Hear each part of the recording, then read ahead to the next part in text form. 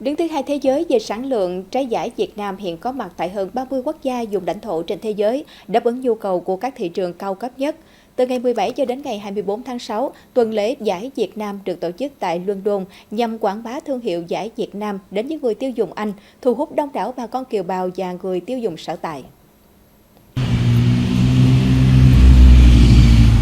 Sự kiện tạo cơ hội để người tiêu dùng Anh trải nghiệm các loại vải thiều chất lượng cao nhập khẩu chính ngạch vào Anh từ Việt Nam, đồng thời tìm hiểu về lịch sử vải thiều, qua đó quảng bá nền nông nghiệp và văn hóa Việt Nam. Trong thời gian diễn ra sự kiện, bên ngoài các siêu thị Việt tại London đều trưng các áp phích bắt mắt thu hút khách địa phương. Các siêu thị cũng đồng loạt giảm giá vải tươi để giới thiệu trái cây đặc sản Việt Nam tới người tiêu dùng Anh. Một trang web giới thiệu về vải thiều Việt Nam cũng được xây dựng để cung cấp mọi thông tin về trái vải, cũng như các hệ thống siêu thị bán đặc sản nhiệt đới này ở London và các thành phố khác.